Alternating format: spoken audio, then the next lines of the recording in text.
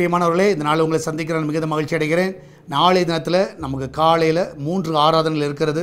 6 o'clock, 8 o'clock, 10 o'clock காலையில் நீங்கள் வரலாம். ஈவினிங்கில் 6 o'clock 4வது ஆராதனை இருக்கிறது. ஸோ காலையில் 3 ஆராதனைகள், ஈவினிங்கில் 4வது ஆராதனை. ஸோ ஈவினிங்கில் விசேஷமான ஆராதனைனா ஃபேமிலி ஃபெலோஷிப். இது லைவாக வராது. அதனால் யாரெல்லாம் ஃபேமிலியாக குடும்பமாக கலந்து கொள்ள முடியுமோ ஈவினிங் 6 o'clock எல்லோரும் அன்புடன் அழைக்கிறேன். சபை பாகுபாடு என்று எல்லோரும் அழைக்கிறோம். எல்லோரும் வரலாம். ஸோ அது வந்து ஜென்ரல் செக்ஷன் தான். அதனால் நீங்கள் எல்லோரும் வந்து பங்கு பெறுங்கள். கர்த்தர் உங்களை ஆசீர்வதிப்பாராக. காலையில் நடக்கிற ஆராதனை சபை மக்கள் எல்லோரும் அன்புடன் அழைக்கிறோம். அது மாத்திரமல்ல, மற்றவர்களை அழைத்து கொண்டு வாருங்க. நாளை தினத்தில் கர்த்தர் மகிமையான காரியங்களை செய்வார். இந்த நாளில் கர்த்தர் நமக்கு கொடுக்குற வார்த்தை சங்கீத புஸ்தகம் 94வது சங்கீதம் 18வது வசனம். Psalms 94 verse 18. என் கால் சறுக்குகிறது என்று நான் சொல்லும்போது கர்த்தாவே உமது கிருபை என்னை தாங்குகிறது. சட்டன்னு யோசிக்கலாம், ஐயோ என் வாழ்க்கை முடிஞ்சிருச்சு அப்படின்னு நினைக்கும் போது அவருடைய கிருபை உங்களை தூக்கிடும். நிறைய டைம் நீங்கள் யோசிக்கலாம், அவ்வளோதான், என் பிஸ்னஸ் அவ்வளோதான், என் வாழ்க்கை அவ்வளோதான், என் குடும்பம் அவ்வளோதான், என் லைஃபே அவ்வளோதான். ஏன்னா என் கால் சறுக்குகிறது, அப்படியே கீழே வந்துட்டேன். இந்த கிராஃபில் பார்த்தீங்கன்னா கீழே சர்ன்னு வரும், சரியா? அது மாதிரி கீழே இறங்குற மாதிரி தெரியும். ஆனால் கர்த்தருடைய கிருபை உங்களை தாங்குகிறது. நீங்கள் அதுக்கு மேலே கீழே இறங்க மாட்டீங்க. கர்த்தர் அங்கேருந்து உங்களை லிஃப்ட் பண்ணுவார். எத்தனை பேரை விசுவாசிக்கிறீங்க? நீங்கள் காலையில் நீங்கள் விசுவாசிங்க, நீங்கள் இருக்கிற இடத்துல கர்த்தர் உங்களை உயர்த்திடுவார். ஸோ ஒருவேளை நீங்கள் இறங்கிட்டீங்க, ரொம்ப இடம் இறங்கிட்டீங்க, எப்படி மாடி படியிலேருந்து கீழே சர்றன்னு இறங்கும் தெரியுமா? ஏறுறது கஷ்டம், ஆனால் இறங்குறது ரொம்ப ஈஸியாக இறங்கிடும்.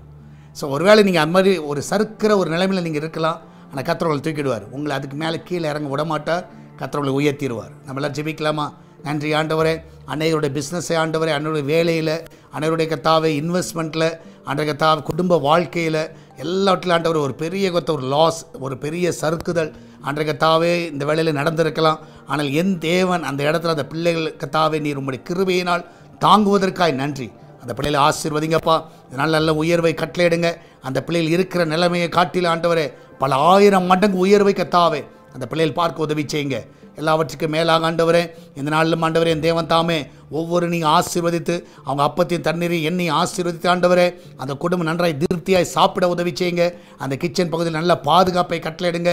எல்லா ஆபத்துக்கு விலைக்கு பாதுகாத்துக் கொள்ளுங்க. பிரசவத்துக்கு போகிற பிள்ளை சுகத்தோடு பிள்ளையை பெற்றெடுக்கட்டும். இந்த நாளில் பர்த்டே வெட்டிங் ஆனிவர்சரி கொண்டாடுகிற எல்லா பிள்ளைகளும் ஆசீர்வதிங்க. இந்த வருஷத்தின் நன்மையை முடிசூட்டுங்க. எல்லா தடைகளை நீக்கி போடுங்க.